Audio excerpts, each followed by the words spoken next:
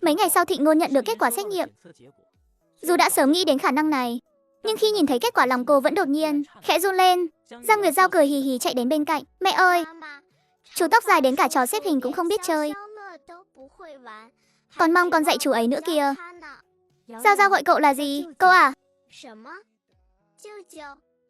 Nhưng con làm gì có cậu đâu. Bây giờ có rồi đó. Trước kia chưa tìm được, chú tóc dài chính là cậu đấy. Vậy sao à? Cũng tốt, chú ấy chơi khá vui. Con nói đúng không mẹ? Thịnh Ngôn gật đầu, xét nghiệm DNA không biết nói dối. Thịnh Ngôn và anh ấy chính là chị em ruột. Giang Nguyệt Giao ngước đầu nhìn Thịnh Ngôn. Cậu ơi, chúng ta chơi game tiếp đi, đêm xuống. Thịnh Ngôn nằm trong phòng ngủ, đem kết quả xét nghiệm nói cho Giang Hồng Nhạn ở thời không bên kia. Đúng như dự đoán, thật ra trước khi xét nghiệm anh đã tin đến 7 phần rồi. Hơn nữa hai người trông cũng có vài phần giống nhau. Sống ở đây hơn 20 năm, hóa ra lại không phải người nơi này, tự dưng có thêm người thân. Giao Giao ở cùng anh ấy cũng chơi rất vui. Giá mà em cũng có thể ở bên cạnh thì tốt biết mấy. Gia đình chúng ta sẽ trọn vẹn rồi. Anh cũng rất muốn gặp mẹ con em. Thịnh Ngôn nhìn những dòng chữ trên màn hình, nỗi nhớ nhung trong lòng dần lan tỏa, chiếm trọn lấy trái tim cô. Giang Hồng Nhạn đang nằm trên giường dùng điện thoại nhắn tin. Khoảnh khắc tiếp theo, Thịnh Ngôn đột nhiên xuất hiện trong phòng. Anh giật mình theo bản năng, tuy nhiên anh lập tức phản ứng lại ngay, vội vàng từ trên giường ngồi dậy. Ngôn Ngôn, em đến rồi. Thịnh Ngôn cũng rất bất ngờ. Thật kỳ lạ, sao mình lại tới đây nữa rồi? Đã là lần thứ 3 đến thời không này rồi. Hơn nữa em cảm thấy khoảng cách với lần trước khá ngắn. Đúng vậy, nên trước khi xuyên không đã xảy ra chuyện gì? Cũng chẳng có chuyện gì cả. Chỉ là đang cầm điện thoại trò chuyện với anh. Rất muốn gặp anh, rồi đột nhiên tới luôn. Giang Hồng Nhạn không khỏi nảy sinh suy đoán. Liệu có phải trong lòng em đang tha thiết muốn gặp một ai đó? Miếng ngọc này sẽ đưa em đến bên cạnh người đó không? Em cũng không rõ nữa. Hay là em thử lại xem có về được không? Đưa anh về cùng với.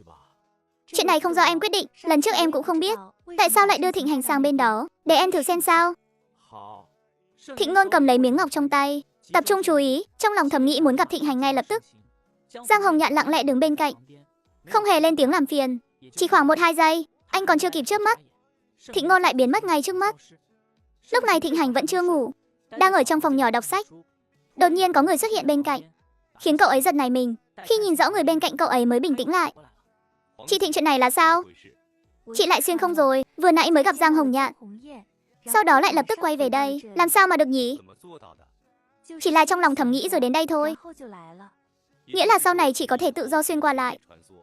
Chị cũng không rõ, phải thử thêm vài lần nữa. Thịnh Ngôn làm theo cách vừa rồi, tập trung tinh thần, cực kỳ chú tâm nghĩ đến việc quay lại bên cạnh Giang Hồng Nhạn. Giang Hồng Nhạn cũng luôn chờ đợi em, vì anh biết chỉ cần suy đoán vừa rồi là thật, em sẽ quay lại ngay thôi. Quả nhiên vài phút sau Thịnh Ngôn lại quay trở về. Điều này khiến cả hai người đều rất vui mừng. Xem ra suy đoán vừa rồi là đúng. Bây giờ quan trọng nhất là làm sao để đưa người xuyên không cùng. Giao Giao đã lâu rồi không được gặp anh. Giang Hồng Nhạn đứng bên cạnh nhắc nhở. Em nghĩ kỹ lại xem, lúc đó khi đưa Thịnh Hành xuyên không cùng đã xảy ra chuyện gì. Có lẽ nằm ở một vài chi tiết nhỏ nào đó. Thịnh Ngôn cẩn thận nhớ lại. Lúc đó chỉ là nhắc nhở cậu ấy, bảo cậu ấy cẩn thận. Nói xong em chuẩn bị rời khỏi mật thất. Thịnh Hành tưởng em sắp đi, nên theo bản năng đã nắm lấy tay em. Nói đến đây, trong đầu Thịnh Ngôn bỗng nảy ra một ý nghĩ. Có lẽ là vì có sự tiếp xúc cơ thể, nên mới đưa cậu ấy đến thế giới bên kia được. Giang Hồng Nhạn lập tức nắm lấy tay cô. Thử xem có thể đưa anh qua đó không nhé. Thịnh Ngôn vẫn tập trung tinh thần như lúc nãy, trong lòng thầm nghĩ quay về nhà. Vài giây sau, Giang Hồng Nhạn nhìn môi trường trong phòng đột ngột thay đổi. Cảm giác quen thuộc đó khiến anh vừa kinh ngạc vừa mừng rỡ. Đã về rồi. Chúng ta về rồi Ngôn Ngôn. Về được nhà Thịnh Ngôn cũng rất vui. Hóa ra là vậy, sau này em biết cách dùng rồi. Thịnh Hành nghe thấy tiếng động ở phòng khách liền đi ra. Thấy Giang Hồng Nhạn cũng ở đó, cậu ấy hơi kinh ngạc. Tiếp đó là cảm giác vui sướng. Ngài cũng về rồi à, bệ hạ? Đã đến đây rồi, thì đừng nhắc đến thân phận bên kia nữa. Cứ xem tôi là em trai của chị ấy là được rồi. Giang Hồng Nhạn gật đầu. Được. Giao Giao ngủ chưa em? Con bé ngủ rồi. Đã xa nhau mấy tháng trời, Giang Hồng Nhạn cũng rất nhớ con gái. Anh nhẹ nhàng đi tới phòng của Giang Nguyệt Giao. Đứa bé đang ngủ rất ngon, sợ làm con thức giấc nên anh liền rời khỏi phòng ngay. Cả đêm hôm đó anh chẳng tài nào chợp mắt được. Chủ yếu là vì quá vui mừng.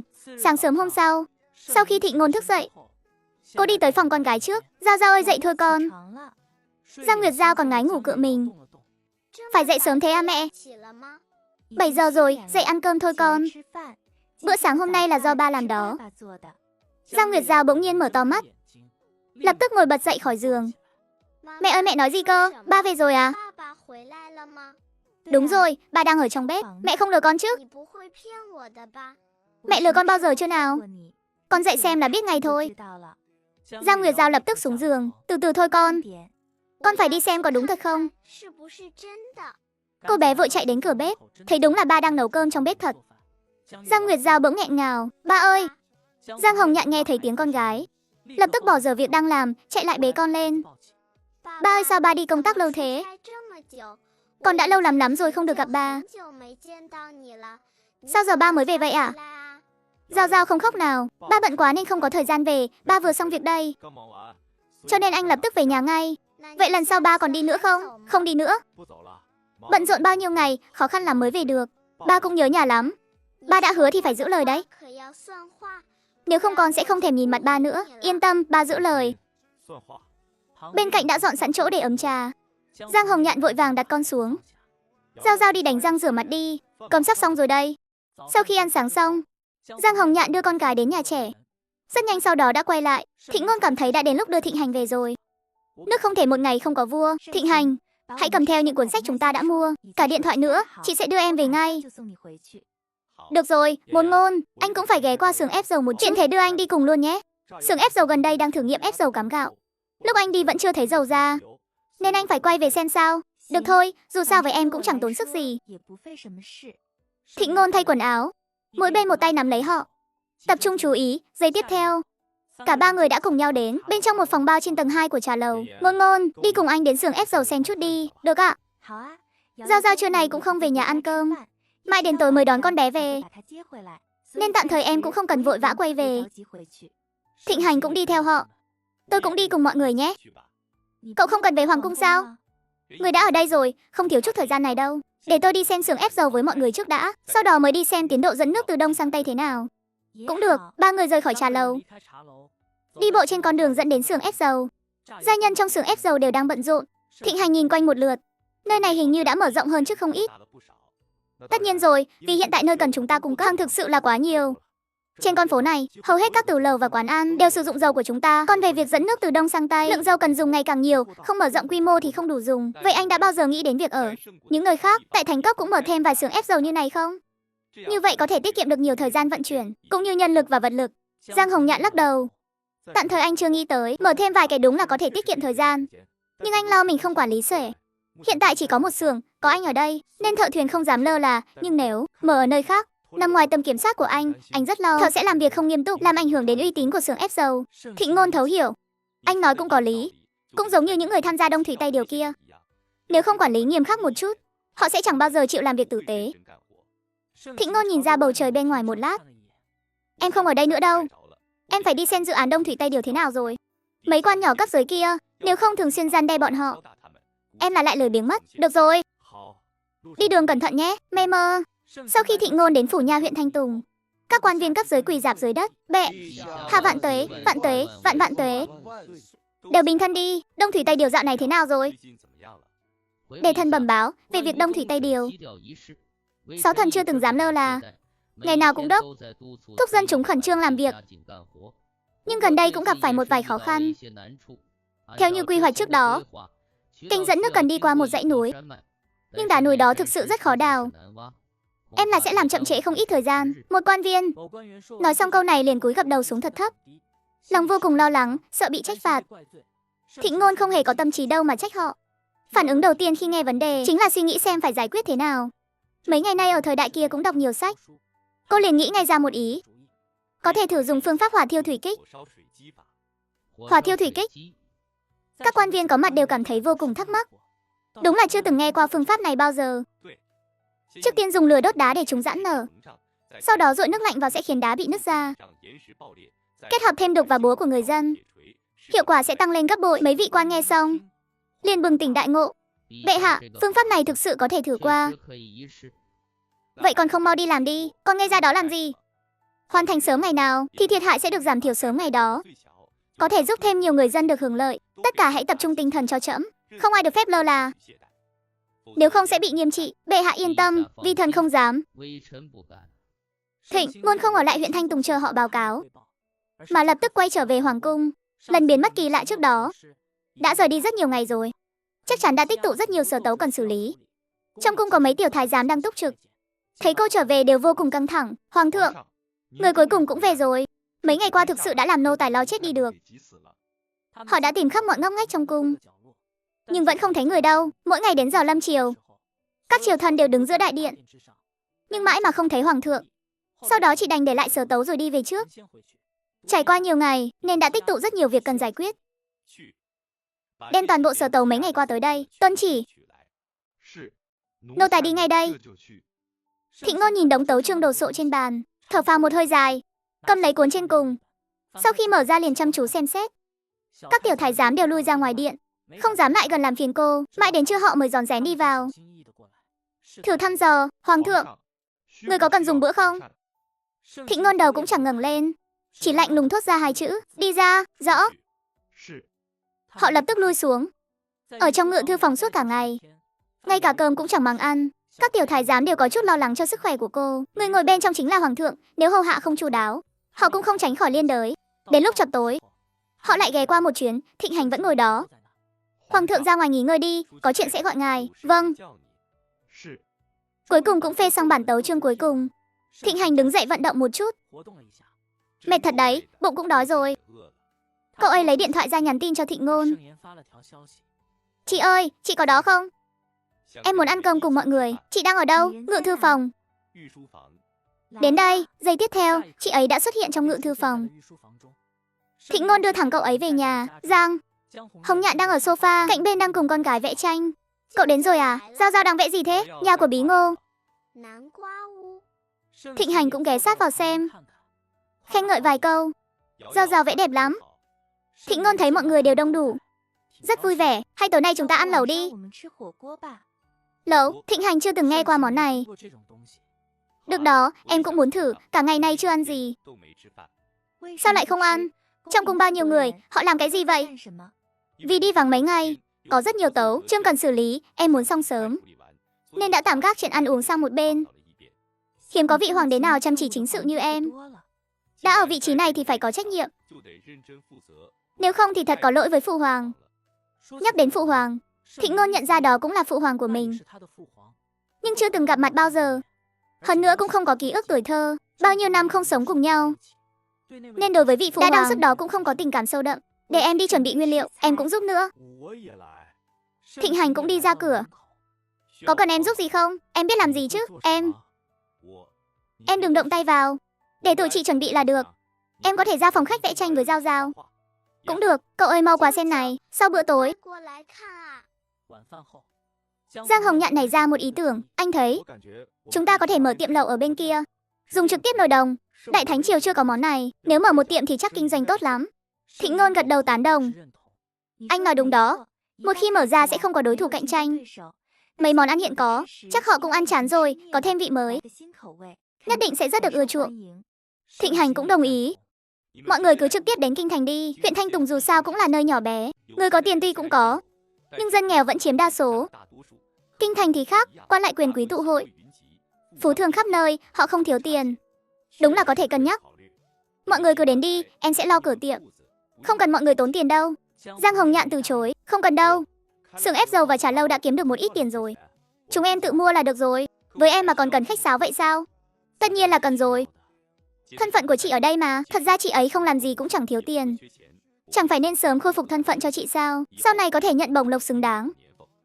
Thịnh Ngôn chưa từng nghĩ đến chuyện này. Em đã sống ở đây hơn 20 năm rồi, sớm đã quen với cuộc sống hiện tại. Có thêm người thân em rất vui. Còn thân phận đó thì thôi đi. Em cũng đừng nói chuyện chị còn sống ra ngoài nhé. Em và Hồng Nhạn chỉ muốn làm người bình thường giàu có thôi, không cần thân phận cao quý gì đâu. Thịnh Hành suy nghĩ một lát, cuối cùng cũng đồng ý. Nếu chị ấy đã không muốn thì cũng không nên cưỡng ép, chỉ cần sống tốt là được. Hoàng huynh của Thịnh Hành là Thịnh Trác sau khi đi phong địa, không hề an phận ở trong vương phủ, mà lại cấu kết với người nước Lê. Dù Thịnh Hành đã đăng cơ, nhưng hắn vẫn muốn chiếm ngôi báu, không cam lòng cả đời là một vương gia vô dụng. Đến cả số lượng thân binh cũng bị hạn chế, chẳng làm được gì. Hôm ấy tại triều đình, có người đề xuất chuyện đánh chiếm Thánh Quốc. Hoàng đế không trực tiếp đồng ý, mà triệu tập vài vị đại thần đến ngự thư phòng. Lục Trấn Uy chắp tay. Hoàng thượng, hiện giờ thịnh hành vừa mới đăng cơ. Đây chính là thời cơ tốt nhất để đánh chiếm Thành Quốc. Lục tướng quân nói rất có lý. Tên thịnh hành này đúng là một phế vật. Chỉ dựa vào sự thiên vị của phụ hoàng để lên ngôi. Chẳng có chút tài trị quốc nào. Người không xứng đáng ngồi vị trí đó nhất chính là hắn. Nhị hoàng tử Kỳ Hằng lại phản đối ý kiến này. Phụ hoàng, Nhi thần nghĩ lúc này không nên phát động chiến tranh. Thành Quốc địa chất đặc thù, thường xảy ra lũ lụt hạn hán. Chúng ta không cần thiết phải đánh họ vào lúc này. Hãy đợi thêm một thời gian nữa. Một khi Thành Quốc xảy ra thiên tai, chắc chắn sẽ có vô số người gặp nạn. Đến lúc đó mới phát binh thảo phạt sẽ dễ dàng hơn nhiều. Lục Trấn Uy là một võ tướng vốn tính hiếu chiến. Cách nói của Kỳ Hằng, trong mắt ông ta chỉ là hành động của kẻ hèn nhát. Nghe thật là nhu nhược. Tướng sĩ Lê Quốc ta vốn dĩ kiêu dũng thiện chiến. Một khi xuất quân, thần chắc chắn có thể giành chiến thắng. Việc gì phải đợi đến khi họ xảy ra thiên tai rồi mới phát binh chứ? Nếu 10 năm liền họ đều mưa thuận gió hòa, chẳng lẽ chúng ta phải án binh bất động 10 năm sao? Thịnh Trác cũng luôn ủng hộ việc phát binh. Hắn quá khao khát ngai vàng rồi. Khi đầu quân cho Lê Quốc, hắn đã đưa ra nhiều điều kiện. Chỉ cần Lê Quốc chịu phát binh, hắn sẵn lòng cung cấp mọi sự giúp đỡ, bao gồm cả bản đồ bố phòng binh lực của Thành Quốc. Sau khi xong việc, ngôi vị hoàng đế Thành Quốc phải do hắn ngồi. Nhưng hắn sẵn lòng cắt nhượng một nửa đất đai Thành Quốc để làm thù lao. Điều này mới khiến hắn có thể cùng những người Lê Quốc này đứng cạnh nhau, bàn bạc về việc chiến sự. Hoàng thượng, Lục tướng quân nói không phải không có lý. Thành Quốc hiện đang bận rộn với việc dẫn nước từ Đông sang Tây. Một khi hoàn thành, lũ lụt và hạn hán gần như sẽ không còn xảy ra, dân chúng an cư lạc nghiệp ngày càng lớn mạnh. Lúc đó muốn đánh em là sẽ càng thêm khó khăn. Vì vậy chi bằng hãy tận dụng lúc này mà phát binh. Thịnh hành vừa mới kế vị nên vẫn còn non nớt. Đây chính là thời cơ tuyệt vời để xuất quân chinh phạt. Các người nói rất có lý. Thay vì chờ đợi, chỉ bằng xuất quân ngay lúc này. Lục Trấn Uy, ngươi mau đi chuẩn bị đi, Kế Hằng định ngăn cản. Lão hoàng gia hiệu ông ta đừng nói thêm gì nữa. Kế Hằng đành phải nuốt lời định nói vào trong. Lục Trấn Uy vô cùng phấn khích. Thần tuân chỉ, tất cả lui xuống hết đi. Lục Trấn Uy ở lại. Mọi người cung kính lui ra. Thành Trác vô cùng đắc ý. Cuối cùng cũng đợi được ngày xuất quân. Thành Quốc bại trận là mình có thể ngồi lên ngai vàng rồi. Phụ hoàng à phụ hoàng, ngươi để lại ngai vàng cho Thịnh hành thì có ích gì? Hắn không giữ nổi đâu. Trong ngự thư phòng, ngoài hoàng thượng và Lục Trấn Uy, đã không còn ai khác. Hoàng thượng có gì sai bảo. Sau khi đánh hạ Thành Quốc, tìm cơ hội xử lý Thành Trác đi. Hoàng thượng, trước đó ngài đã hứa cho hắn ngai vàng. Chấm hứa với hắn từ khi nào? Chấm chỉ nói là nếu hắn dốc sức phối hợp thì có thể cân nhắc điều kiện của hắn. Chấm hứa với kẻ phản quốc khi nào chứ?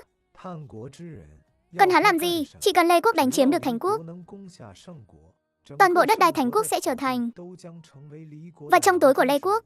Tại sao phải để hắn lên ngôi, còn giữ lại cho hắn một nửa đất đai nữa? Khóe miệng Lục Trấn Uy bất chợt nhếch lên. Hoàng thượng anh minh, toàn bộ đất đai Thành Quốc sẽ là của Lê Quốc, không cần phải thực hiện lời hứa gì với hắn. Là chính hắn tự phản bội Thành Quốc, không liên quan đến chúng ta. Mau đi chuẩn bị đi. Rõ. Trong đại doanh, Lục Trấn Uy, Thành Trác và vài vị tướng lĩnh khác đang bàn bạc việc xuất quân. Một tấm bản đồ lớn trải trên mặt bàn. Thành Trác chỉ vào một vị trí. Đây là thành Ngụy Dương, một cửa ải vô cùng quan trọng của Thành Quốc. Thành Ngụy Dương mà thất thủ, trận này coi như thắng 5 phần. Lục Trấn Uy vừa nghe, vừa quan sát sắc mặt của Thành Trác. Lời ngươi nói là thật chứ? Đương nhiên là thật. Ta ở Thành Quốc bao nhiêu năm, lẽ nào lại không rõ sao? Tôi chỉ muốn nhắc nhở ông thôi. Chuyện này liên quan đến sinh tử của vô số binh sĩ. Nếu xảy ra bất kỳ sai sót nào, ông gánh không nổi đâu. Đã quyết định đứng cùng phe với nước Lê. Lẽ nào tôi lại nói năng tùy tiện sao? Mục đích của chúng ta chỉ có một. Tôi cũng mong nước Lê sẽ thắng trận chiến này. Thứ tôi muốn là ngai vàng, còn các người muốn là một nửa Giang Sơn Đại Thánh. Chỉ cần ông dốc hết sức giúp đỡ, chúng tôi tự khắc sẽ thực hiện lời hứa. Vậy thì tốt. Trong ánh mắt uy nghiêm của Lục Chính thoáng hiện lên một tia mỉa mai và độc ác khó nhận ra. Còn muốn ngồi lên ngai vàng à? Mơ đi. Kẻ phản quốc không xứng ngồi ngai vàng. Các người mau đến các doanh trại chọn ra 5.000 tinh binh, đêm nay tập kích thành Vị Dương. Thịnh Hạnh vừa sáng sớm đã nhận được báo cáo khẩn từ biên cương. Bệ hạ, 2 vạn quân Lê tập kích thành Vị Dương trong đêm. Nhờ có hỏa dược trợ giúp, không một tên nào còn sống. Hoàng đế nước Lê cũng vì vậy mà lâm bệnh. Thịnh Hạnh vui mừng khôn xiết, tốt lắm. Kể từ sau khi trở về từ thế giới đó, thứ ông ấy coi trọng nhất chính là hỏa dược. Lập tức sắp xếp người đi chế tạo ngay. Chính là để phòng hờ ngày hôm nay, chuyện gì cũng có thể không vội. Nhưng hỏa dược thì không thể không gấp. Nó liên quan đến an nguy của bách tính và binh sĩ đại thánh. Giờ xem ra, suy nghĩ của ông ấy là hoàn toàn đúng đắn. Quân Lê của Nhiên đã mất kiên nhẫn, lợi dụng đêm tối tấn công và kết quả là tổn thất nặng nề.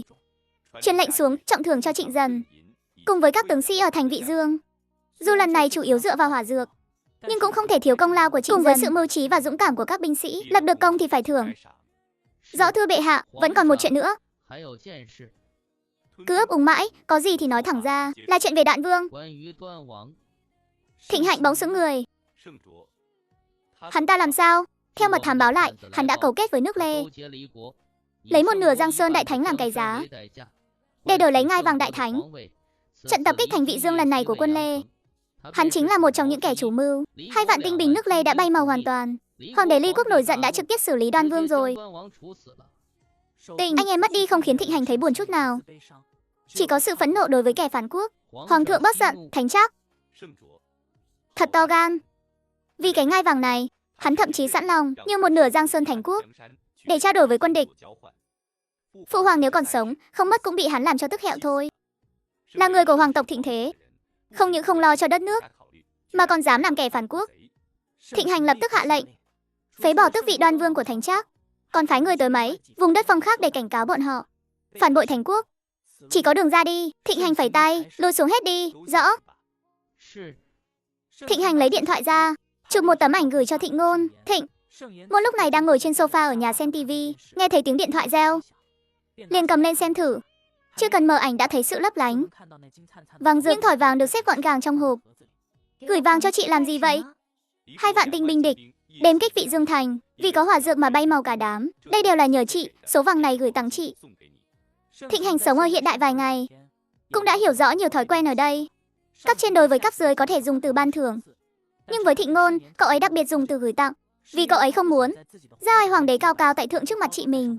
Trong lòng cậu ấy, vị thế của chị gái luôn ngang hàng với mình. Dù ngồi trên ngai vàng, cậu ấy cũng không thấy Thịnh Ngôn thấp kém hơn. Phụ hoàng mẫu phi đều không còn nữa. Đối với Thịnh Hành mà nói, Thịnh Ngôn là người thân duy nhất trên đời này. Mấy người anh em kia dù là cùng cha sinh ra, nhưng vì ngai vàng mà việc tác động anh em bọn họ cũng làm được. Cho nên Thịnh Hành không coi họ là người thân. Thịnh Ngôn giật mình, họ chủ động xuất quân rồi sao?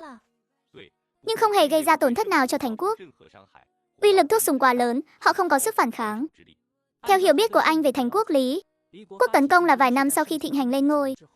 Giờ thời gian bị đẩy sớm lên, may mà thuốc súng chế tạo kịp lúc, nên không gây ra thiệt hại cho Thành Quốc. Vào ngày quán lẩu khai trương, mấy người làm đứng ngay trước cửa, nhiệt tình chào đón khách khứa. Các vị khách quan, quán lẩu hôm nay khai trương, mời mọi người vào nếm thử.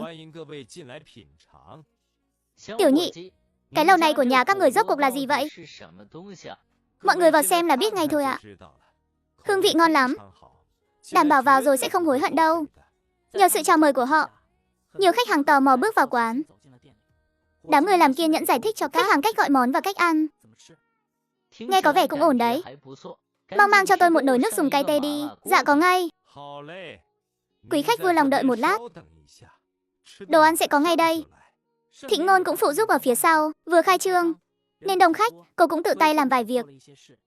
Giang Hồng Nhạn thì ở phía trước cùng Tiểu Nhị chào đón khách khứa. Hôm nay Thịnh Hành 6 hành xuất cung, cùng Lăng Phong đến trước cửa quán lẩu. Lăng Phong vừa dừng lại đã hít một hơi. Thương quá. Thịnh Hành liếc anh ta một cái. Ngươi chưa ăn bao giờ à? Tất nhiên là tôi chưa ăn rồi. Ở đây đã bao giờ có quán lẩu đâu. Trước đây tôi còn chưa nghe qua bao giờ. Ồ, phải rồi, ta đã ăn rồi. Lăng Phong mặt đầy vạch đen. Vào xem thử đi. Thịnh Hành đi phía trước, Lăng Phong theo sát phía sau. Giang Hồng Nhạn sau khi thấy họ, liền nhanh chóng đi tới. Hôm nay không bận sao? Tạm thời không có việc gì bận. Nghe nói mọi người khai trương, nên tôi qua xem thử, cũng muốn ăn chút gì đó. Đi theo tôi. Giang Hồng Nhạn tìm cho họ một chỗ ngồi. Thịnh Hành cùng Lăng Phong ngồi xuống. Muốn ăn vị gì? Thịnh Hành nhớ lại món lẩu đã ăn ở thế giới kia.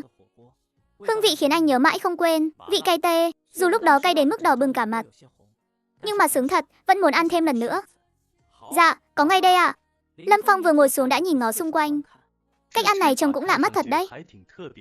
Đặt thẳng cái nồi lên bàn, vừa nấu vừa ăn luôn. Thế nên mới gọi là lẩu. Mùi thơm thật đấy, tôi đói bụng rồi. Dưới sự sắp xếp của Giang Hồng Nhạn, Tiểu Nhị nhanh chóng mang nước dùng và nguyên liệu đến trước mặt Thị Ngôn. Còn chuẩn bị rất nhiều loại đồ nhúng. Lâm Phong hít một hơi thật sâu, nước dùng này trông có vẻ rất ngon. Cậu có thể nếm thử một ngụm. Vậy tôi thử nhé, mê mơ. Lâm Phong dùng thìa múc một ít nước dùng vào bát nhỏ, rồi húp một ngụm. Ngay sau đó, cậu ta cảm thấy từ môi cho đến tận cổ họng, rơi xuống bụng như thể bị lửa đốt vậy. Sắc mặt đã đỏ bừng hết cả. Nhìn sang phía đối diện, cậu ta cảm giác chủ tử đang nhịn cười. Sắp không nhịn nổi nữa, Thị Ngôn bật cười thành tiếng. Ngon không? Biết rồi mà vẫn để tôi uống à? Cậu không thấy cảm giác kích thích tê tê cay cay đó rất sướng sao? Ăn mãi mấy món thanh đạm rồi, đổi khẩu vị cũng không tệ đâu. Đây là đặc sản của quán lẩu, đã đến đây rồi thì nếm thử cũng chẳng thiệt đâu. Thị Ngôn thả vài lát thịt vào nồi trước, đẩy đĩa thịt chiên giòn bên cạnh sang trước mặt cậu ta. Thử cái này đi, cũng ngon lắm đấy. Lâm Phong gắp một miếng thịt chiên cho vào miệng nhai. Được đấy, đúng là ngon thật. Nhưng mà huynh đệ họ Giang này vừa mới khai trương.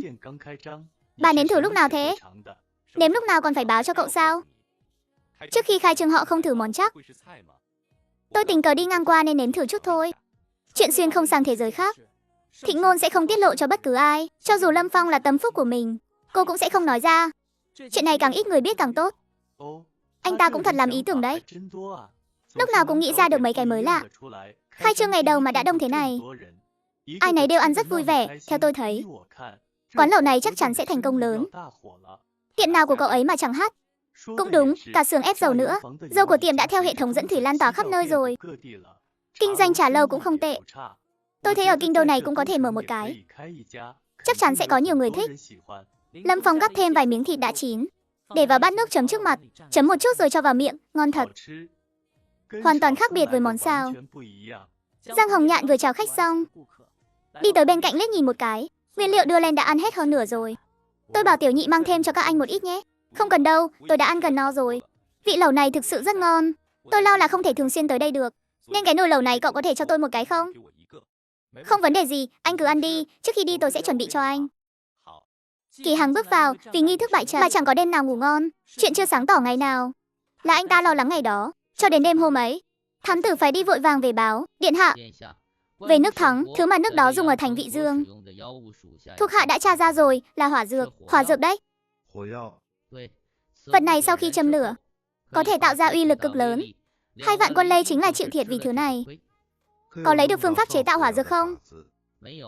Điện hạ, hỏa dược này dù ở quốc gia nào cũng là đồ chơi đối địch. Nước thắng chắc chắn sẽ phòng thủ nghiêm ngặt, hoàn toàn không thể để người ngoài nắm được cách chế tạo. Kỳ Hằng ngồi xuống, ngẫm lại cũng thấy đúng. Thứ này nếu để nước Lê nắm giữ thì nước Lê cũng không thể dễ dàng để lộ phương pháp ra ngoài. Nếu không sẽ chỉ mang lại hiểm họa. Tiếp theo phải làm sao đây? Nước Lê chủ động tấn công thành Vị Dương, dù đã bị đằng xuất toàn bộ, nhưng cũng để lộ dạ tâm xâm lược. Nước thắng sở hữu hàng nóng uy lực lớn như thế, làm sao nuốt trôi cơn giận này được? Nếu họ muốn báo thù, binh sĩ nước Lê làm sao chống đỡ nổi? Họ không tốn một binh một tốt, đã khiến 2 vạn quân Lê bay màu hoàn toàn. Nếu chiến tranh lại nổ ra, lo sợ có biến nên đã nghĩ đến việc này. Kế Hằng đứng ngồi không yên, mau lên, mau triệu tập các tướng lĩnh đến đây. Rõ. Trời đã khuya lắm rồi, nhưng khi nghe thấy mệnh lệnh của Kế Hằng, các tướng lĩnh đều lập tức có mặt. Long thể của lão hoàng đế vẫn chưa bình phục, quyền điều hành triều chính tạm thời giao cho Kế Hằng. Sau này nếu không có gì bất ngờ, ngôi vị hoàng đế chắc chắn là của ngài ấy. Nên vừa nghe thấy lệnh của Kế Hằng, không một ai dám chậm trễ. Điện hạ, đêm khuya triệu mặt tướng đến có gì sai bảo? Kế Hằng nhìn họ với vẻ mặt nghiêm nghị. Loại thuốc mà Thịnh Quốc dùng ở Vi Dương là thuốc súng. Khi châm lửa sẽ phát nổ, tạo ra uy lực cực lớn, sức tàn phá lớn hơn bất kỳ đao kiếm nào. Việc xuất quân đến thành Vị Dương chắc chắn đã chọc giận họ. Vì vậy chúng ta cần nhanh chóng bàn bạc chuyện này, tránh để không kịp trở tay. Mọi người nghe xong đều cảm thấy có chút bất lực. Có gì các người cứ việc nói. Điện hạ, loại thuốc súng này chỉ trong tích tắc đã khiến 2 vạn quân Lê tan thành mây khói. Nếu lại đánh nhau, em là chúng ta khó lòng đối phó. Phi, điện hạ gọi chúng ta đến là để bàn cách xử lý. Cách hay thì chẳng thấy đâu, toàn nói lời làm giảm nhẹ khí, tự làm nhụt chí quân mình. Nói nghe thuận miệng nhỉ, ta nói có gì sai sao? Đó là 2 vạn tinh binh đấy. Kết cục thế nào còn cần ta phải nhắc lại sao? Thịnh quốc có món đồ lợi hại như vậy. Đao kiếm của chúng ta làm sao chống đỡ nổi? Đánh liều chắc chắn là không ổn rồi. Có cách gì hay thì ông nói đi chứ. Cứ thích úp úp mở mở, điện hạ. Hay là chúng ta tìm đồng minh đi. Ví dụ như Cẩm quốc. Kế Hằng suy nghĩ một hồi. Ý ngươi là 2 nước liên thủ để cùng đối phó Thịnh quốc. Đúng vậy. Thuốc súng của thực có sức tàn phá rất lớn. Nhưng chắc chắn việc chế tạo không hề dễ dàng.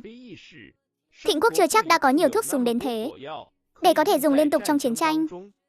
Các đại doanh của Lê quốc chúng ta, tổng binh lực cộng lại gần cả 1 triệu người. Cẩm quốc cũng không hề ít, 2 nước mà hợp sức, chưa chắc đã không thể đối kháng với họ. Lập tức có người đưa ra ý kiến phản đối. Thế nhưng giữa Cẩm quốc và Đại Thánh Triều, vốn dĩ chưa từng có hiềm khích gì. Lần này Lê quốc chúng ta tổn thất 2 vạn tinh binh. Cũng là do Lê quốc ta khơi mào chiến tranh trước. Sao họ có thể vì ân oán giữa chúng ta với Đại Thánh Triều mà bắt tay với chúng ta chứ? Không thể nào. Vậy thì nghĩ cách đi. Đại Thánh Triều sở hữu loại hỏa dược đó, dù là đối với Lê quốc hay Cẩm quốc, đều là mối đe dọa cực lớn. Chúng ta phải cho họ thấy sự lợi hại này. Sau sự kiện ở thành Vị Dương, ý đồ của Lê quốc đã bị bại lộ. Đại Thánh Triều rất có thể sẽ tấn công ta. Phải để Cẩm quốc hiểu rằng một khi Lê quốc bại trận, kẻ tiếp theo chính là bọn họ. Hãy để bọn chúng cảm thấy bị đe dọa. Như vậy mới có thể cùng ta liên thủ. Quý Hằng thầm nghĩ trong lòng, cách này không ổn lắm. Hỏa dược của Đại Thánh Triều quá mạnh. Nếu trận chiến này nổ ra, dù có liên thủ thì chúng ta cũng sẽ tổn thất nhiều người. Nuôi dưỡng được bấy nhiêu binh sĩ không hề dễ dàng. Nếu thương vong nặng nề thì 1-2 năm cũng chẳng thể phục hồi lại được. Còn một cách nữa, chúng ta không liên minh với Cẩm quốc. Hãy tìm cách khích bác mâu thuẫn giữa Cẩm quốc và Đại Thánh Triều, để bọn họ đánh nhau trước. Chúng ta sẽ tạo sơn quan hổ đấu. Ngư ông đắc lợi, cách này hay đó. Cứ để bọn họ đánh trước đi. Hỏa dược lợi hại như thế chắc chắn chế tạo không dễ. Chúng ta cứ đứng nhìn bọn họ đánh tới sứt đầu mẻ chán, rồi sau đó mới ra tay thu dọn tàn cuộc. Dễ dàng hơn nhiều so với tấn công trực tiếp. Tốt lắm. Phương pháp này của thật rất hay. Đợi Đại Thánh Triều đánh xong Cẩm quốc chắc cũng chẳng còn bao nhiêu hỏa dược để dùng lên chúng ta đâu. Địch lại vạn quân, cơ hội thắng rất lớn. Quý Hằng suy nghĩ hồi lâu, rồi cũng gật đầu. Cứ theo lời các khanh mà làm. Tại thư phòng, Thịnh Hành ngồi phía sau bàn làm việc. Nhiều đại thần trong triều đứng đối diện ông ấy. Về việc binh lính Cẩm quốc gây loạn ở Ải Ninh Bắc, các khanh thấy thế nào? Vừa dứt lời, đã có người lập tức bước lên trả lời. Nếu không có vụ tập kích đêm ở thành Vị Dương, Vi thần em là còn phải suy nghĩ hồi lâu. Tại sao Cảnh quốc lại đột nhiên trở thành kẻ thù? Nhưng khi sau chuỗi 2 sự việc lại với nhau, nguyên nhân đã quá rõ ràng. Nói đúng lắm. Bệ hạ, giữa Thành quốc và Cảnh quốc chúng ta, tuy không thể nói là hữu hảo qua lại, nhưng bấy lâu nay vẫn luôn êm đẹp. Nước sông không phạm nước giếng. Chuyện thành Vị Dương vừa mới kết thúc, Ải Ninh Bắc lại nổ ra một vụ biến động. Rõ ràng đây là âm mưu của Lê quốc. Ý đồ của Lê quốc đã quá rõ ràng. Họ sợ chúng ta vì chuyện thành Vị Dương mà tấn công họ, nên muốn khích bác mâu thuẫn giữa ta và Cảnh quốc. Một khi chúng ta xuất quân đánh Cảnh quốc, là sẽ sập bẫy của chúng ngay. Khi lưỡng bại cầu thương, kẻ đắc lợi cuối cùng là Lê quốc. Trong lúc mọi người đang bàn bạc, bỗng có thuộc hạ vào báo cáo. Bệ hạ, những binh lính Cảnh quốc đã bay màu kia đã rõ. Không phải lính Cảnh quốc thật mà là quân Lê giả dạng. Lôi xuống đi. Rõ. Có được tin tức này, càng khẳng định thêm suy đoán của các triều thần. Nhiều đại thần đồng loạt tâu lên. Bệ hạ, Lê quốc mưu đồ khích bác thánh cảnh tranh chấp, để tọa hưởng ngư ông đắc lợi. Hành động này chứng tỏ dạ tâm của chúng vẫn còn. Hiện giờ Thành quốc đã có món đồ chơi sức công phá lớn như hỏa dược. Chỉ bằng nhân lúc này xuất quân đánh Lê quốc, mở mang bờ cõi cho Thành quốc. Trần Phú Quý, quân Lê đột nhiên tấn công, chắc chắn đã mưu tính từ lâu, sớm kết thúc chiến tranh để trừ hậu họa. Các đại thần đồng lòng nhất trí. Chỉ riêng vụ thành Vị Dương, Thành đế đã vô cùng tức giận với Lê quốc. Không ngờ chúng lại nhanh chóng bày trò như vậy. Âm mưu gây hấn giữa Thành quốc và Cảnh quốc. Đã nắm giữ hỏa dược, ông ấy tất nhiên không muốn lạm dụng, vì sức công phá quá lớn. Nhưng hiện giờ đã không thể nhịn thêm, nhưng không được hại dân lành. Dù là dân hay lính, đầu hàng sẽ được sống. Thành quốc không cần những tòa thành không người. Thần tuân chỉ. Thị Ngôn biết được tin Thành quốc và Lê quốc sắp khai chiến. Chính là vào tối hôm đó, tin nhắn Thịnh Hành gửi cho cô. Giang Nguyệt Giao tan học ở nhà trẻ, vui vẻ cùng Giang Hồng Nhạn trở về nhà. Vừa bước vào nhà đã ngửi thấy mùi đồ ăn thơm phức, vội vàng chạy đến trước cửa bếp. Mẹ ơi, hôm nay có phải mẹ làm sườn xào dứa không? Thịnh Ngôn khẽ nhếch môi. Đồ mèo con ham ăn, mới thấy đã ngửi ra mùi rồi. Đúng rồi, thơm quá đi, vị chua chua ngọt ngọt, sắp được ăn rồi nhé. Được rồi, Thịnh Ngôn múc đồ ăn trong nồi ra đĩa. Chụp một phần rồi gửi cho Thịnh Hành. Anh ấy chưa bao giờ được ăn món này nên cô đặc biệt làm nhiều một chút cho anh nếm thử. Lúc này Thịnh Hành vẫn đang ở ngự thư phòng. Anh vừa mới xử lý xong công việc, đã sắp xếp thái giám dọn cơm lên. Khi nhận được tấm ảnh cô gửi tới, anh lập tức mở ra xem, đĩa thức ăn đó xuất hiện ngay bên cạnh. Mùi hương rất lạ, khi ăn có vị chua ngọt. Cảm giác như nhiều hương vị được hòa quyện hoàn hảo. Anh nhắn lại ngay, ngon lắm. Mấy ngày nay chưa kịp cho anh nếm món này, nên tối nay em đặc biệt làm nhiều để gửi qua cho anh. Giao Giao, mai con không phải đi học đúng không? Vâng ạ. Vậy mai anh qua ăn cơm cùng mọi người nhé. Không thành vấn đề. Khi nào anh hết bận, cứ nhắn tin cho em sẽ đón anh qua đây. Được. Giang Nguyệt Giao cầm lấy chiếc thìa của mình, ăn uống một cách ngon lành. Mẹ ơi, mấy ngày nay sao không thấy cậu qua à? Cậu sống ở đâu vậy mẹ? Cậu sống hơi xa một chút. Dạo này cậu cũng đang bận vài việc. Nhưng cậu bảo mai sẽ qua ăn cơm cùng chúng ta đó. Thật sao à? Tuyệt quá, Giao Giao rất muốn gặp cậu à? Vâng ạ, cũng mấy ngày rồi chưa gặp cậu. Đừng vội, mai cậu sẽ tới thôi, Quý. Hằng biết được mưu kế bàn bạc với các tướng sĩ đã bị bại lộ, thậm chí còn làm Thành Quốc tức giận hơn. Lúc này hắn cảm thấy vô cùng hoảng loạn. Mọi người tập trung trong đại doanh. Lần này, họ cũng không nghĩ ra được cách gì nữa. Nói đi. Bây giờ phải làm sao mới tốt đây? Bọn họ không những không tin, mà còn tra ra được đây là một cái bẫy. Chiến tranh hai nước sắp nổ ra rồi.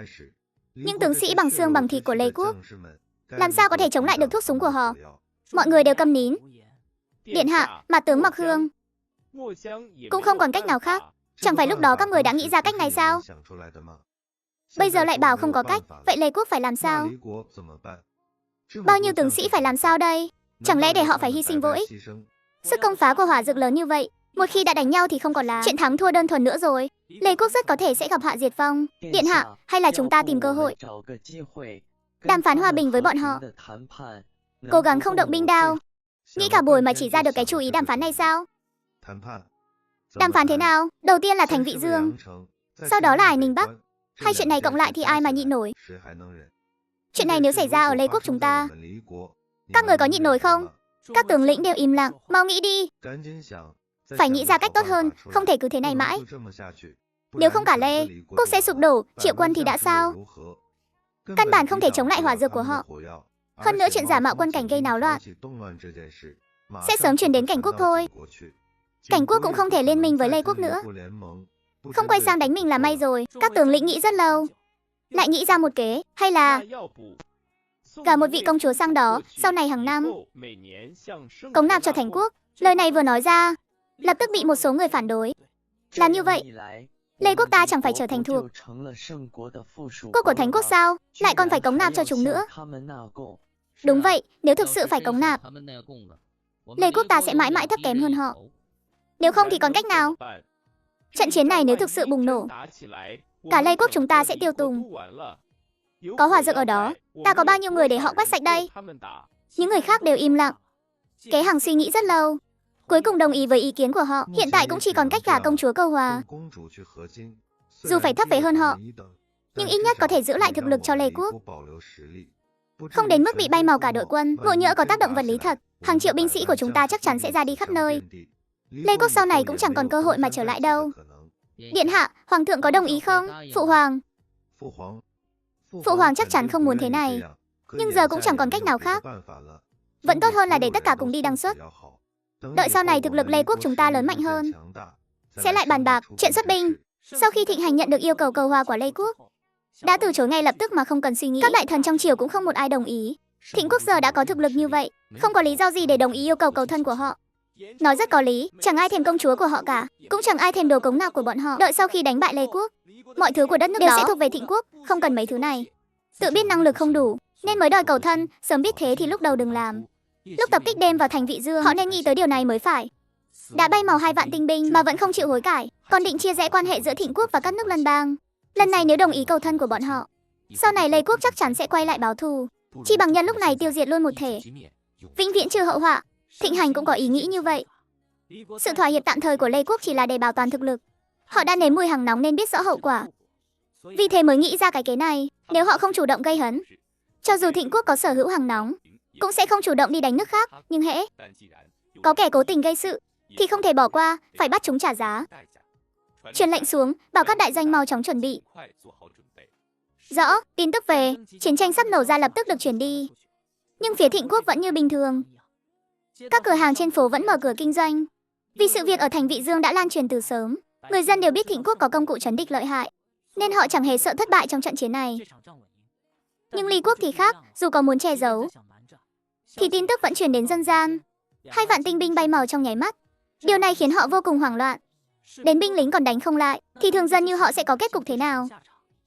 Rất nhiều nơi đã loạn lạc lắm rồi. Sức khỏe lão hoàng đế vẫn chưa hồi phục. Mỗi ngày nằm trên giường, một đám ngự y vây quanh. Hắn cảm thấy đầu óc như sắp nổ tung. Hắn cũng không ngờ lại có nhiều chuyện xảy ra cùng lúc. Thành Quốc không đồng ý với các điều kiện họ đưa ra. Dân gian loạn thành một đoàn, quân tâm cũng dao động. Vốn đã không có mấy phần thắng. Cứ thế này, cơ hội thắng càng thêm mong manh. Vào ngày nghỉ, Thịnh Hành đã đến nhà Thịnh Ngôn, định ăn một bữa cơm cùng họ. Cậu ơi, lần trước cháu dạy cậu chơi xếp hình, cậu đã biết chưa? Thịnh Hành cười gật đầu, học được rồi. Giao Giao dạo này có tiếp tục vẽ tranh không? Có à, mỗi tối từ trưa về con đều vẽ 1-2 bức. Thầy giáo khen con vẽ ngày càng đẹp.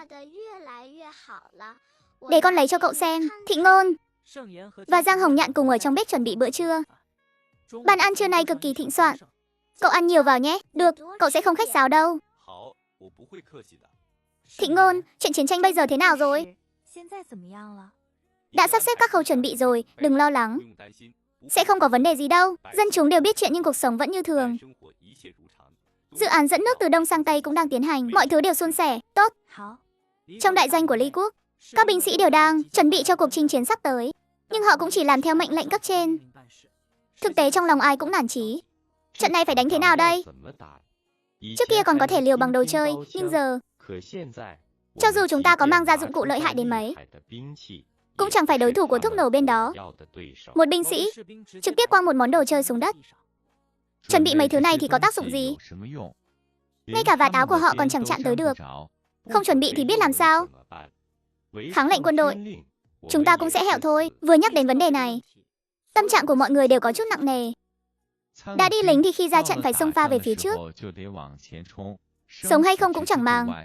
Nhưng họ cũng có gia đình, nếu có thể giữ được mạng, tất nhiên họ cũng hy vọng có thể sống thật tốt. Nghe nói phía Thành Quốc có tung ra tin tức, bất kể là dân thường hay binh lính, chỉ cần đầu hàng là được giữ mạng, đừng nói bừa. Có người bên cạnh lập tức nhắc nhở. Ở trong đại doanh mà nói lời này, người muốn đăng xuất sớm hả? Dân thường có thể nói thế, nhưng chúng ta là lính, không được nói những lời như đầu hàng. Chẳng may để cấp trên nghe thấy.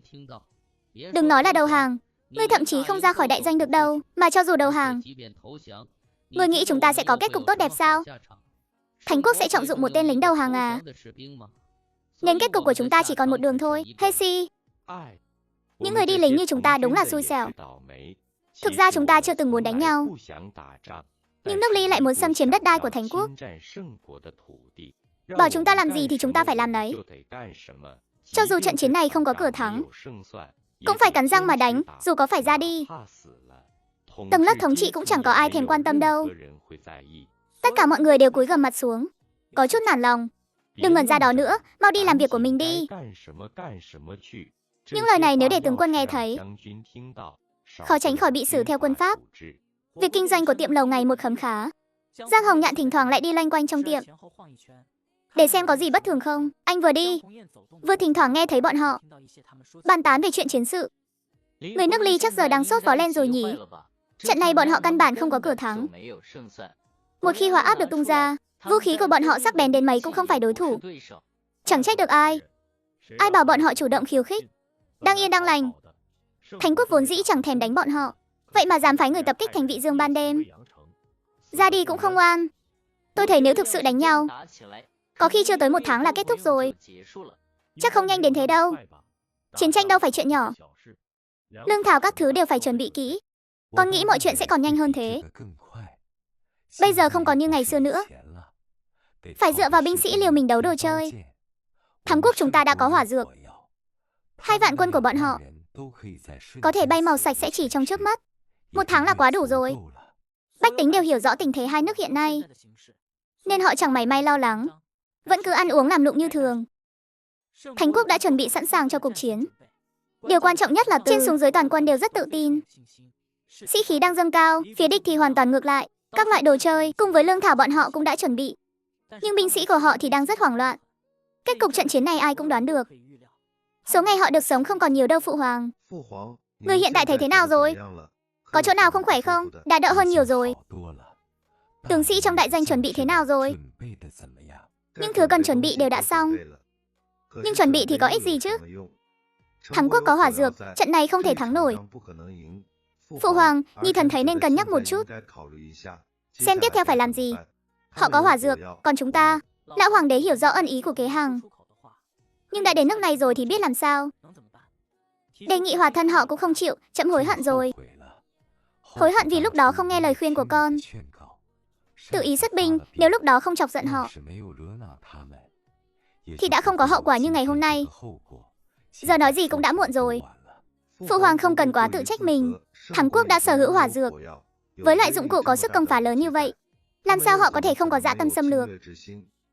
Nên cuộc chiến này là chuyện sớm muộn thôi. Dù chúng ta không chủ động đánh thành Vị Dương, thì sớm muộn gì họ cũng sẽ đánh sang đây. Để mở mang bờ cõi, lão hoàng đế chỉ tay xuống giường. Ở vị trí phía bên dưới có một cái vòng đồng. Con kéo nó đi. Ngay sau đó, hắn nghe đá di chuyển dưới gầm giường. Hóa ra có một lối đi bí mật, chỉ là không biết dẫn tới đâu. Phụ hoàng, chỉ là nếu đến ngày đó, con hãy mang theo vàng bạc châu báu và tâm phúc, rời khỏi nơi này, đừng quay lại Lê Quốc nữa. Kỳ Hằng vội vàng quỳ xuống. Phụ hoàng, nhi thần không đi. Nhi thần là người Lê Quốc, dù bại cũng nguyện cùng Lê Quốc sống chết có nhau. Tuyệt đối không làm kẻ ham sống sợ chết. Con không nghe. Lời nhi thần không dám. Vậy thì theo ý trẫm. Làm theo lời trẫm nói đi. Kỳ Hằng nghiến răng. Vâng, lão hoàng đế cuối cùng cũng yên tâm. Phụ hoàng già rồi, sống thêm một ngày hay bớt một ngày không còn quan trọng. Nhưng con còn trẻ, không thể ra đi ở đây. Con phải sống tốt. Kỳ Hằng vẫn quỳ trên mặt đất. Phụ hoàng, còn những binh sĩ trong đại doanh thì sao? Thắng quốc tung tin, bất kể binh lính hay dân chúng, đầu hàng có thể được miễn tội chết. Mạng của họ tính sao đây? Kỳ Hằng thậm chí còn nghĩ, hay là trực tiếp đầu hàng cho xong. Nếu một mình bỏ chạy để binh lính đi vào chỗ chết, tiếng xấu muôn đời này, sợ là hắn không thoát được. Đầu hàng tuy nhục nhã, nhưng họ có thể sống tiếp. Lão hoàng đế im lặng. Qua hồi lâu cũng không đưa ra câu trả lời. Con ra ngoài đi. Vâng. Trịnh Dĩnh cùng các tướng lĩnh đều cưỡi chiến mã. Một lần nữa đối mặt quân Lê, ông ta đầy tự tin. Thành Ngụy Dương đã đánh bại chúng một lần. Lần này dù số lượng tham chiến đông hơn, nhưng kết quả cũng sẽ không thay đổi. Hoàng đế Thắng quốc có lệnh, chỉ cần buông vũ khí đầu hàng sẽ được miễn tội chết. Nếu còn ngoan cố chống cự, hôm nay chính là ngày đăng xuất của các người. Nơi này sẽ là mồ chôn của các người. Những binh sĩ được huấn luyện bài bản của Lê Quốc, sau khi nghe những lời này đều xuất hiện một sự dao động. Họ cũng muốn sống, nhưng không ai dám. Hãy buông vũ khí là ra đi ngay. Không buông thì chờ bị thuốc nổ xử lý. Trịnh Dĩnh đợi một lát. Một tiểu tướng bên cạnh nhắc nhở. Tướng quân, họ không chịu đầu hàng. Cơ hội đã trao cho họ rồi. Cứ theo kế hoạch mà làm đi. Vâng. Sau một tiếng nổ lớn, tiếng la hét giết chóc nhỏ đi hơn một nửa. Chẳng mấy chốc đã phá được một cửa ải của nước Lê. Chính anh cùng các tướng sĩ tiếp tục tiến lên. Chút thắng lợi nhỏ này vẫn chưa đủ. Thắng quốc muốn chiếm trọn cả nước Lê. Kế Hằng đang ở trong hoàng cung, tin bại trận liên tục truyền về, hắn không thể ngồi yên được nữa. Kế Hằng gọi người tới, cõng hoàng đế lên, mang theo số vàng bạc châu báu đã thu dọn từ trước, mở mật đạo cùng nhau bỏ trốn. Ở phía sau, quân nước Lê đang chuẩn bị nghênh chiến. Các binh sĩ đã sẵn sàng để ra đi. Nhưng khi họ nghe tin hoàng tộc đã bỏ trốn, quân tâm hoàn toàn loạn lạc. Hoàng đế và hoàng tử đều chạy rồi.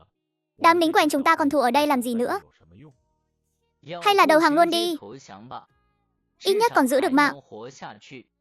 Thứ hỏa dược của họ chỉ cần nổ vài cái là chúng ta đang xuất hết. Nếu hoàng đế còn ở đây thì sự kiên trì của chúng ta mới có ý nghĩa. Nhưng giờ chính họ cũng chạy mất rồi. Chúng ta dựa vào cái gì mà phải thủ ở đây chứ? Chỉ cần đầu hàng, cả nhà đều có thể sống tiếp. Tôi cũng đồng ý. Mặc kệ là Thắng quốc hay Lê Quốc, với những kẻ nhỏ bé như chúng ta, chẳng phải chỉ cần sống sót là tốt rồi sao? Các binh sĩ tụ tập lại một chỗ, bàn bạc xong liền nhất trí hạ vũ khí đầu hàng. Hoàng đế đã chạy rồi, họ không có lý do gì để tiếp tục cố thủ, để rồi ra đi vô ích. Khi quân Đại Thánh tấn công đến, họ xếp hàng chỉnh tề, đồng loạt buông bỏ binh khí trong tay. giơ hai tay đầu hàng trên triều đình.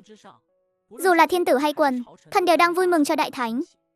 Tuy nhiên cũng có nhân cơ hội nhắc đến chuyện của chính anh. Hoàng thượng, chính anh tướng quân liên tiếp lập đại công, rất được lòng dân. Hiện tại bá tánh thành Vị Dương đã chỉ biết đến Trịnh tướng quân, mà không biết đến hoàng thượng nữa. Cứ tiếp tục thế này, binh quyền nằm trong tay Trịnh tướng quân, em là sẽ nảy sinh rắc rối, chỉ bằng sớm thu hồi binh quyền của hắn, thay bằng người tin cậy hơn để đề phòng bất trắc. Sau khi lời này nói ra, lập tức có các đại thần khác phản đối. Vi thần thấy lời của Lý đại nhân có chỗ không ổn. Nắm binh quyền lại được lòng dân của là đại kỵ. Nhưng Trịnh tướng quân lập nhiều chiến công, nếu lúc này chặt đứt vây cánh, em là quá đáng tiếc. Thần cũng nghĩ vậy, người có công phải được thưởng. Nếu bị trách phạt, sau này ai còn dốc lòng vì Thánh quốc nữa. Dưới trướng Minh quân có nhiều lương tướng, có nhân tài như Trịnh tướng quân, là phúc của bách tính, cũng là may mắn của Thánh quốc. Nếu giờ triệu hồi về, chẳng phải sẽ khiến hoàng thượng đánh mất lòng dân thành Vị Dương sao? Tuyệt đối không được, không những không thể triệu hồi, mà còn phải trọng thưởng. Thịnh Hành ngồi trên ngai vàng, đương nhiên phải suy tính nhiều hơn. Những lời họ nói hắn đều đã nghe thấy. Đúng là vì chiến công hiển hách, điểm này không thể không thừa nhận. Nhưng nắm binh quyền của thực khiến người ta phải đề phòng. Giang Sơn này tuyệt đối không thể rơi vào tay kẻ khác, nếu không sau này chẳng mặt mũi nào gặp liệt tổ liệt tông. Các khanh thấy nên thường thế nào?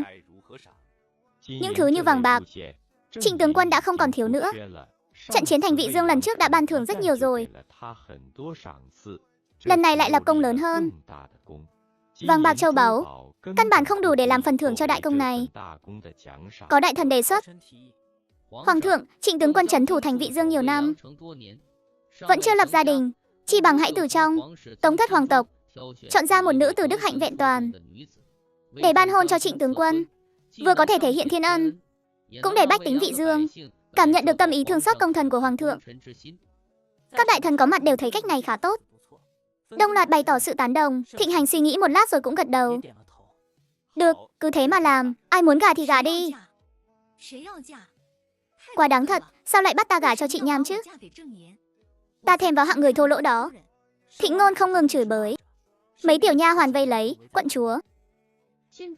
Thánh chỉ đã, ban xuống rồi, người nói khẽ thôi, chuyện này không được để lọt ra ngoài đâu. Thịnh Ngôn chẳng hề kiêng dè. Lọt ra ngoài thì sao chứ, ta thà chết chứ không gả. Cùng lắm thì ta tự đăng xuất cho rồi. Ai muốn gả thì đi mà gả. Mấy tiểu nha hoàn vô cùng sốt ruột. Phải làm sao đây, ngộ nhỡ chuyện làm lớn đến tai hoàng thượng. Có khi cả phủ đều bị vạ lây mất. Nữ nhi hoàng thất thì làm sao tự quyết định hôn sự được cơ chứ? Sao quận chúa lại không hiểu nhỉ? Từ nhỏ đã sống trong nhung lụa thì đương nhiên cũng phải gánh vác trách nhiệm nhất định. Không thể chuyện gì cũng theo ý mình được. Hơn nữa Trịnh tướng quân này chiến công hiển hách, gả cho ngài ấy cũng đâu có thiệt thòi gì. Thịnh Ngôn về phòng rồi nằm vật ra giường, dáng vẻ bừng bừng tức giận. Cả bữa tối cũng không ăn, đợi đến lúc trời tối, cô ấy thay bộ y phục khác rồi lén chuồn khỏi phủ. Khác với những tiểu thư khuê các khác, Thịnh Ngôn từ nhỏ đã chẳng thích đàn ca thêu thùa, cũng không ưa đọc sách viết chữ mà lại thích múa đao luyện kiếm. Đến nhiều thế tử còn chẳng tập võ, vậy mà cô ấy lại rèn luyện được thân thủ phi phàm. Cải trang một hồi rồi đi ra ngoài. Trịnh Oánh mặc thường phục, đi trên phố, trong lúc dạo quanh, thường xuyên nghe thấy bách tính bàn tán về chuyện của Trịnh tướng quân. Ai nấy đều khen ngợi ngài ấy lên tận mây xanh. Cả hai bước vào trà lâu. Hai vị công tử chờ một chút, trà sẽ có ngay đây. Trịnh Oánh gật đầu. Rất nhiều người đang quây quần nghe kể chuyện. Đột nhiên một thỏi bạc bị ném xuống. Sau đó có một giọng nói eo lả vang lên. Ngày nào cũng kể mấy chuyện yêu đương sướt mướt này, không còn chuyện gì khác để kể nữa à? Đổi chuyện khác cho ta. Trịnh Oánh nhìn về phía phát ra âm thanh. Là một gã công tử trông như mặt trắng nhỏ, dáng người không cao mà cái nét thì không nhỏ chút nào. Ông lão kể chuyện ngẩn người ra. Câu chuyện đang kể dở, tự nhiên lại có một thỏi bạc lớn ném xuống như vậy. Đổi hay không đổi? Tất nhiên là đổi rồi. Không thể chê tiền được, vị khách bên cạnh bất bình nói. Chúng tôi còn chưa nghe xong mà, giờ cậu lại muốn đổi sao? Dù sao cũng phải kể nốt câu chuyện vừa rồi chứ. Ông lão kể chuyện cũng rất khó xử, liên tục xin lỗi. Đổi ngay đây ạ. Ta đã trả tiền rồi, phải làm theo ý ta. Nếu các người muốn tiếp tục nghe thì bỏ thêm nhiều tiền ra đây. Không có tiền thì đừng lải nhải, ổn phát bực. Không ai nỡ bỏ ra một thỏi bạc lớn như vậy. Trịnh tướng quân đứng dậy, đi đến bên cạnh vị công tử mặt trắng kia. Có chút tiền mà dám ngông cuồng thế sao? Thịnh Ngôn quan sát người vừa tới, dáng người cao lớn, da hơi ngăm, hai tay chắp sau lưng, dáng người thẳng tắp. Xem ra là một người luyện võ. Nhưng cô chẳng sợ, cô cũng biết võ mà. Người hầu trong phủ chẳng ai dám đấu với cô, lần nào họ cũng bị đánh ngã nhào, chẳng có chút thành tựu nào. Anh có ý kiến gì? Cho dù cậu muốn đổi chuyện khác thì cũng phải đợi mọi người nghe xong đã.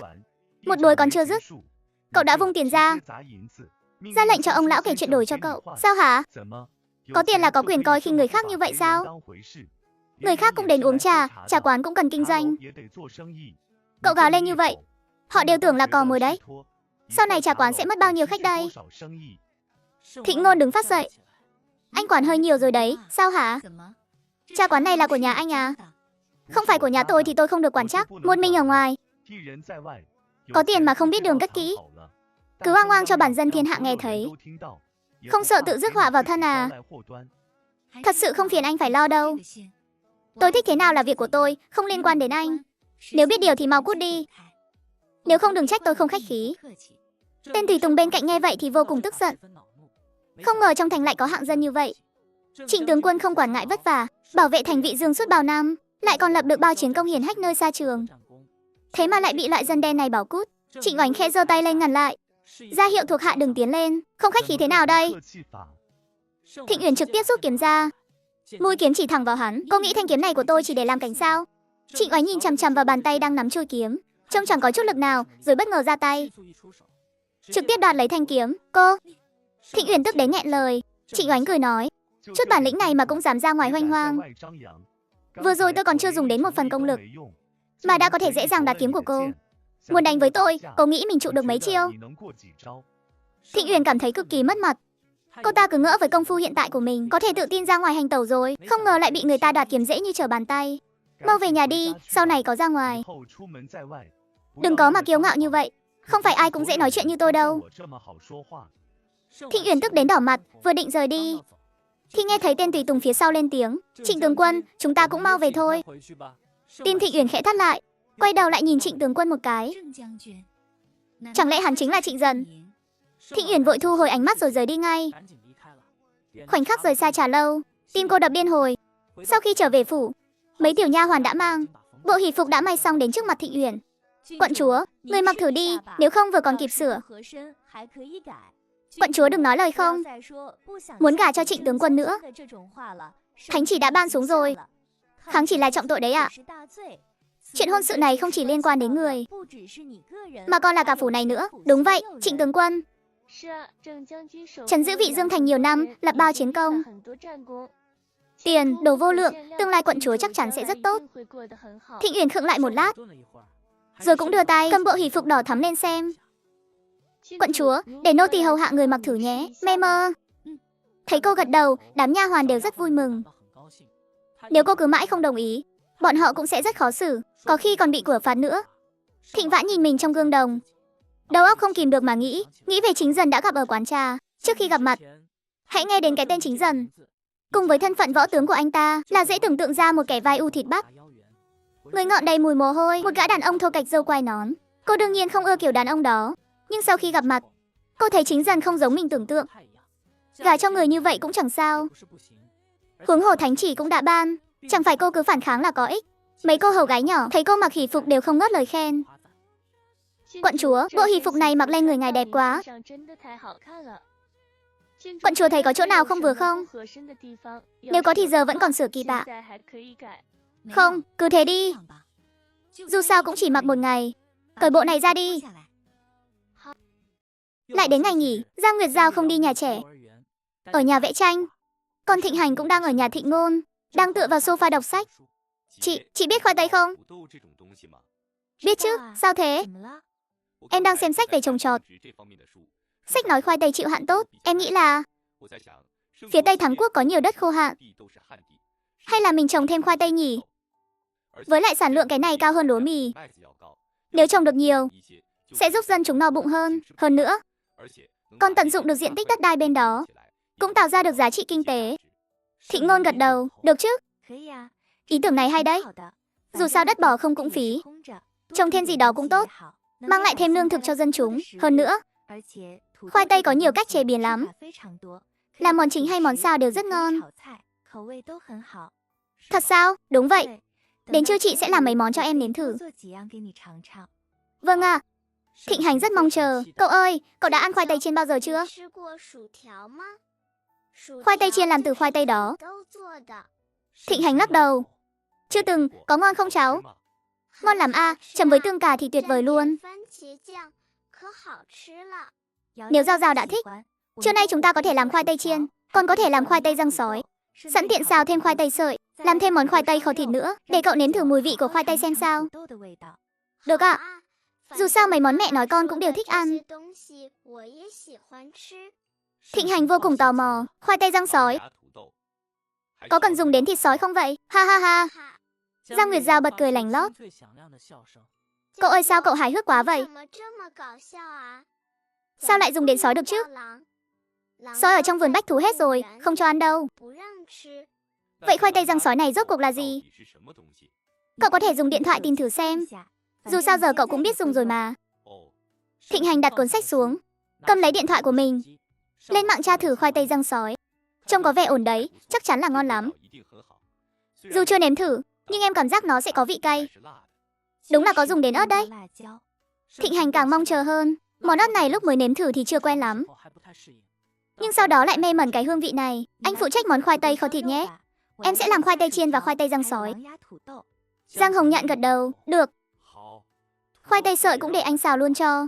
Vậy giao cho anh đó. Một lúc sau, mùi hương trong bếp len lỏi qua khe cửa, từng làn hương bay ra ngoài. Giang Nguyệt Giao đi tới bên cạnh Thịnh Hành. Cậu ơi, cậu ngửi thấy gì không? Ừ, ngửi thấy rồi. Thơm không? Thơm thật đấy. Tay nghề của mẹ cháu giỏi lắm đó. Cô bé nói với vẻ mặt đầy tự hào. Thịnh Hành gật đầu tán thành. Cháu nói đúng, quả thực rất giỏi. Sau khi từng món ăn được dọn lên bàn, Thịnh Hành đi tới bên bàn nhìn qua một lượt. Thấy món khoai tây rang sói thật sự, nhìn thôi đã biết là ngon rồi. Thịnh Hành vừa ngồi xuống cạnh bàn, liền cầm đũa gắp một miếng khoai tây, lăng nha cho vào miệng. Sau khi nếm thử, anh ấy liên tục gật đầu khen ngợi. Đây là khoai tây sao? Ngon quá đi cậu ơi. Cậu nếm thử khoai tây chiên này nữa. Khoai tây chiên cũng rất tuyệt. Chấm thêm chút tương cà là bao ngon luôn, để cậu thử. Thịnh Hành cũng học theo dáng vẻ của đứa trẻ, lấy một miếng khoai tây chiên chấm vào tương cà, cho vào miệng nếm thử. Khác với khoai tây làng nha nhưng cũng rất ngon. Vị chua chua ngọt ngọt, được đấy. Tiếp đó anh ấy lại nếm thử món khoai tây hầm thịt và khoai tây sợi, khen không ngớt lời. Thật sự không ngờ tới, khoai tây này lại có thể làm ra nhiều hương vị như vậy. Thực ra đều rất ngon. Cách ăn khoai tây không chỉ dừng lại ở mấy loại này, còn có thể hấp ăn trực tiếp, cũng có thể làm thành khoai tây nghiền, thậm chí là nộm hay đồ nướng. Ăn lẩu cũng được, nhiều cách ăn lắm. Nhất thời em không kể hết được. Nghe thấy những lời này, Thịnh Hành càng thêm kiên định quyết tâm trồng khoai tây tại Thành Quốc. Loại cây trồng này thực sự quá tốt. Hơn nữa sản lượng lại cao như vậy, nhất định phải trồng. Bảo tàng Đại Thánh sau nhiều tháng chuẩn bị, cuối cùng cũng đã mở cửa. Thịnh Hành lướt thấy tin tức trên điện thoại. Vì có liên quan đến triều đại của mình, nên anh rất muốn đi xem. Thịnh Ngôn và Hồng Nhạn cũng đưa con gái đi cùng anh. Thịnh Hành nhìn những món đồ cổ mà trong lòng đầy cảm xúc. Năm đó đạo sĩ mặc hoàng bào nói hoàng tỷ của anh là người mang lại phúc khí cho Giang Sơn trăm họ. Lời này không sai chút nào. Trong lịch sử Thành Quốc sau khi anh đăng cơ vài năm đã xảy ra một trận hạn hán lớn, sau đó còn xảy ra chiến loạn, thương vong vô số, không nỡ nhìn. Nếu không thực hiện điều phối nước từ đông sang tây, nếu không có hỏa dược, Thành Quốc thực sự đã nguy khốn rồi. Mà tất cả những điều này đều do Thịnh Ngôn và Giang Hồng Nhạn mang đến. Thịnh Hành luôn giữ một lòng cảm kích, vì Giang Sơn và cũng vì bách tính. Khi anh đi đến trước một bức cổ họa, Thịnh Hành dừng lại ngắm nhìn rất lâu. Đây chính là phụ hoàng của anh. Chợt anh nhớ lại, hình ảnh phụ hoàng nằm trên giường nhắm nghiền đôi mắt. Trong lòng không khỏi dâng lên nỗi xót xa. Anh vô thức đưa tay định chạm vào bức họa đó, nhưng chỉ chạm phải lớp kính. Các hiện vật ở đây đều có lồng kính bảo vệ che chắn, không cho du khách chạm vào. Anh cũng đành phải thu tay về. Và khi ánh mắt anh rời xuống phía dưới, nhìn thấy dòng chữ trên tấm biển nhỏ, Thịnh Hành bỗng thốt lên kinh ngạc. Đây không phải Văn Ngạn Đế. Nhân viên của bảo tàng nghe thấy tiếng động cũng đi tới bên cạnh anh để hỏi thăm tình hình. Thưa anh, vừa rồi anh nói gì cơ? Thịnh Hành chỉ vào bức họa và tấm biển nhỏ bên dưới. Đây không phải Văn Ngạn Đế, đây là phụ hoàng của ông ấy. Các người ghi sai chữ rồi, nhân viên giải thích. Thưa anh à, bức họa này đã qua giám định của chuyên gia rồi. Thịnh Hành thầm nghĩ, chuyên gia? Chuyên gia gì chứ? Chẳng lẽ tôi lại không nhận ra phụ hoàng của mình sao? Nhưng bức họa này đúng là không đúng. Đã là bảo tàng mở cửa cho công chúng thì không nên trưng bày những thứ sai lệch thế này, sẽ khiến mọi người hiểu lầm. Đây thực sự không phải Văn Ngạn Đế. Tôi nghĩ các người nên sớm sửa lại đi. Thẩm Tiểu Phi cùng vài vị giáo sư trong khoa cũng đang tham quan bảo tàng. Trong này, các hiện vật trưng bày họ cũng tham gia giám định. Nghe thấy tiếng động cũng đi tới bên bức cổ họa. Mọi người đều nhìn thấy người đàn ông mặc cổ phục đó, cũng thấy cả bức họa trước mặt anh ta. Thưa anh, vừa rồi anh nói bức họa này có vấn đề sao? Giọng điệu của Thịnh Hành vô cùng khẳng định. Vậy sao anh biết đây không phải Văn Ngạn Đế? Tôi. Thịnh Hành nhất thời không trả lời được, chẳng lẽ lại bảo bọn họ mình đến từ một thế giới khác sao? Không thể để lộ thân phận được, hơn nữa dù có nói ra họ cũng chẳng dễ gì tin đâu. Những người chưa từng tận mắt trải nghiệm sẽ không tin chuyện xuyên không đâu. Tóm lại, chỗ này thực sự không đúng, anh có thể bảo nhân viên liên quan tiếp tục nghiên cứu thêm. Thẩm Tiểu Phi nhìn trang phục trên người anh ta. Phong cách y phục này của anh rất giống trang phục Đại Thánh Triều. Mạo muội hỏi một chút, nghề nghiệp của anh là gì? Hoàng đế. Thịnh Hành đương nhiên không thể nói ra thân phận thật. Chỉ là một người yêu thích lịch sử thôi. Về Đại Thánh Triều, tôi đã đọc qua nhiều cổ tịch về. Là do gia đình truyền lại, tôi rất chắc chắn đây không phải Văn Ngạn Đế. Nên hy vọng các anh có thể giám định lại. Để đính chính thông tin, nhân viên. Thưa anh, chúng tôi có thể ghi lại lời của anh. Sau đó sẽ để các chuyên gia tiếp tục xác minh lại, được chứ? Thịnh Ngôn cũng nghe tiếng mà đi tới. Có chuyện gì thế? Chị, em chỉ ra một lỗi sai thôi. Thẩm Tiểu Phi thấy người thì rất bất ngờ. Ngôn Ngôn. Không ngờ bà cũng ở đây à? Sau khi nói xong câu đó, Thẩm Tiểu Phi mới chợt nhớ ra Thịnh Ngôn từng nói bà ấy rất có hứng thú với triều đại này. Trước khi bảo tàng mở cửa, bà ấy đã hỏi rất nhiều chuyện về triều đại này. Nghe nói hôm nay bảo tàng khai trương, nên tôi qua xem thử, cũng không ngờ lại gặp bà. Thịnh Hành nhìn họ. Hai người quen nhau à? Thẩm Tiểu Phi cũng nhìn hai người. Chuyện gì đây? Khai thật đi, cậu ta quan sát Thịnh Hành một lượt, rồi ghé sát tai Thịnh Ngôn. Đổi khẩu vị rồi à? Tìm được một cậu em, lại còn là Mỹ Nam cổ trang nữa. Anh ta là diễn viên hả? Không phải như ông nghĩ đâu. Ái chà. Thì là vậy chứ gì, có gì mà không dám nhận. Giờ bà đang độc thân mà. Hoàn toàn có thể tìm người mới. Thực sự không phải như ông nghĩ đâu. Chuyện này tôi sẽ giải thích với ông sau. Thẩm Tiểu Phi vẫn mặt hóng hớt, nhưng khi thấy Giang Hồng Nhạn dắt đứa trẻ đi về phía này, anh ta kinh ngạc tột độ. Giang Hồng Nhạn, anh còn sống sao? Trời đất ơi, sao có thể như vậy được? Khuôn mặt nhỏ của Giang Nguyệt Giao nhằn lại. Chú Tiểu Phi, ba của con dĩ nhiên là còn sống rồi. Lúc trước ba đi công tác, xong việc thì về thôi ạ. Thẩm Tiểu Phi vẫn không giấu được sự kinh ngạc. Ngôn Ngôn, chuyện này rốt cuộc là sao? Mọi người cứ ở đây xem tiếp đi, để em nói với Tiểu Phi mấy câu.